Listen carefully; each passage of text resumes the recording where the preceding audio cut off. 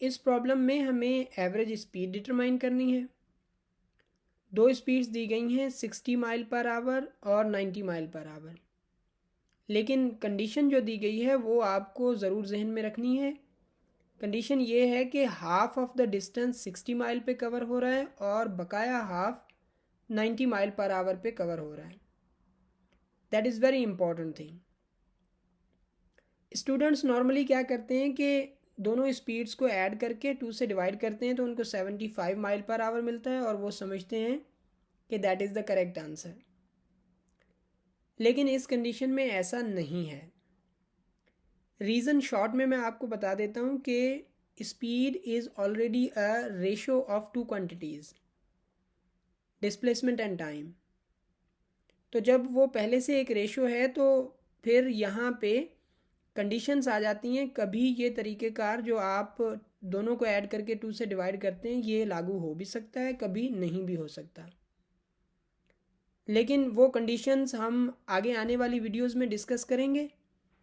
तो यहाँ पे हम इस प्रॉब्लम को सॉल्व करते हैं कि किस तरह से सॉल्व किया जा सकता है। तो इसको सॉल्व करने का सिंपल तरीका है वो ये है कि आप टोटल डिस्टेंस को टोटल टाइम के साथ डिवाइड करते हैं, आपको एवरेज स्पीड मिल जाएगी। तो आपको ये पता ही नहीं टोटल टाइम क्या है, टोटल डिस्प्लेसमेंट क्या है, तो यही चीज़ें आपको पहले डिटरमाइन करनी होंगी। हम एक लॉन्ग मेथड के थ्रू ये सॉल्व करेंगे, फिर मैं आपको एक शॉर्ट मेथड बताऊंगा कि उसके थ्रू भी ये क्वेश्चन सॉल्व किया जा सकता है। बल्कि इस एमसीक्यू के बाद जब जो इस तरह के एमसीक्यूज़ आएंगे उनको हम शॉर्ट मेथड के थ्रू ही सॉल्व करेंगे। तो डिस्प्लेसमेंट या टाइम कहाँ से मिलेगा? टाइम मिलेगा इस इक्वेशन से, delta t equal to delta x over we.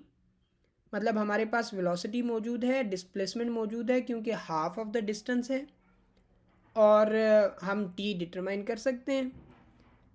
Displacement क्या है? डिस्प्लेसमेंट को सपोज कर लेते हैं टोटल डिस्प्लेसमेंट डेल्टा एक्स है, और जो हर एक स्पीड के लिए है वो एक्स है। एक्स 90 माइल पर आवर पे भी ट्रेवल हो रहा है और एक्स ही वो डिस्प्लेसमेंट है जो 60 माइल पर आवर पे ट्रेवल हो रहा है। तो अब जो फर्स्ट डिस्टेंस होगा वो 60 माइल पर आवर पे वो हम इस तरह से डिटरमाइन करेंगे, और 90 माइल पर आवर वाला हम इस तरह से डिटरमाइन करेंगे। ये एक्चुअली हमारे पास टाइम है T1 और T2 के पहले हाफ डिस्टेंस को ट्रेवल करने के लिए इतना टाइम लगा, दूसरे हाफ डिस्टेंस को ट्रेवल करने के लिए ये टाइम लगा। अब हम टोटल टाइम डिटरमाइन कर लेते हैं तो दोनों को ऐड करना पड़ेगा। यहाँ पे आप एलसीएम भी निकाल सकते हैं, लेकिन मैं सिंपल मेथड इस्तेमाल कर रहा हूँ कि नीचे वाली दोनों क्वांटिटीज़ को मल्टीप्लाई कर देते हैं और फिर क्रॉस मल्टीप्लाई करके ऊपर ऐड करके रख देंगे। इस तरह से 60 को 90 के साथ मल्टीप्लाई करेंगे 360 आएगा। फिर आप यहाँ पे जो है 60 के साथ इसको डिवाइड करेंगे वो 6 मिलेगा, 6 के साथ आप इसको मल्टीप्लाई कर देंगे। The method is this one. और अब यहाँ पे 10x हो जाएगा। फिर मैं उस 10x को दो हिस्सों में तकसीम करके रख रहा हूँ, एक 5 और दूसरा 2x। हमें ये पता है कि 2x x plus x 2x ये डेल्टा x के इक्वल है, और यहाँ पे 5 अगर यहाँ पे हम इसको डिवाइड कर दें 360 को 5 के साथ तो हमारे पास 72 आंसर आ जाएगा। तो 2x की जगह मैंने डेल्टा x लिख दिया और 360 को 5 के साथ डिवाइड किया तो ये हमारे पास 72 आंसर आ गया। ये अभी हमने डिटरमाइन किया टोटल टाइम। तो टोटल डिस्प्लेसमेंट आपको पता है कि क्या है, x plus x delta x। तो अब आप ये इक्वेशन इस्तेमाल करें, टोटल डिस्टेंस जो कि डेल्टा x है, टोटल टाइम जो कि डेल्टा x ओवर 72 है। तो जब आप इसको सॉल्व करेंगे x ओवर x 1 हो जाएगा, तो ये 72 बिल्कुल डिवीजन में ये मल्टीप्लिकेशन में चला जाएगा 72 माइल पर आवर। तो ये हो गया हमारे पास करेक्ट आंसर जो कि C है।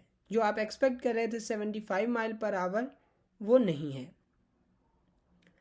अब आ जाते हैं शॉर्ट मेथड पे।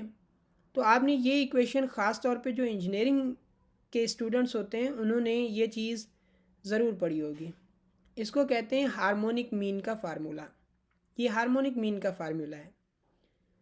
तो ये असल में इस तरह की कंडीशन में अप्लाई होता है। जहन में रख लें कि जब भी डिस्टेंसेस सेम डिफरेंट वेलोसिटीज़ पे ट्रेवल होंगे तो उस कंडीशन में आप ये हार्मोनिक मीन वाला फार्मूला इस्तेमाल करेंगे, ना कि v1 plus v2 divided by 2 वाला। वो कब इस्तेमाल होगा, नेक्स्ट वीडियोज़ में डिस्कस करेंगे। तो यहाँ पे अगर हम यही वैल्यूज़ यहाँ पे यूज़ करके देखें तो देखते हैं कि सही आंसर आता है कि नहीं। 2, 60, 90, 60, 90 इनको आप मल्टीप्लाई करेंगे तो ये हमारे पास आ जाएगा कुछ इस तरह से। यहाँ पे एक ज़ीरो कम है जो कि यहाँ पे होना चाहिए 10800। तो ये यहाँ पे हमारे पास ये मल्टीप्लिकेशन आएगी, आप खुद से मल्टीप्लाई करके देख लीजिएगा। और डिवाइडेड बाय 150, जब आप ये डिवाइड करेंगे तो आपको आंसर मिलेगा 72। तो 72 इज़ द करेक्ट आंसर। मतलब आप डिटेल्ड मेथड से सॉल्व करें या इस शॉर्ट मेथड से सॉल्व करें, आपके पास रिजल्ट सेम आएगा। तो again keep in mind when ever you have this type of problem that the half of distance is traveled at one speed and the remaining half is traveled at another speed, तो उस condition में आपने क्या करना है, उस condition में आपने v1 plus v2 divided by 2 वाला फार्मूला इस्तेमाल नहीं करना। आपने इस्तेमाल करना है हार्मोनिक मीन वाला फार्मूला, जो कि ये यहाँ पे हाईलाइटर के नीचे मौजूद है। So that's all about this type of MCQs। We will solve more MCQs like this one. तो आप आगे आने वाली वीडियोस देखें और इसी तरह के जो क्वेश्चंस होंगे जिनको हम v1 plus v2 divided by 2 पे सॉल्व कर सकते हैं, वो भी हम डिस्कस करेंगे।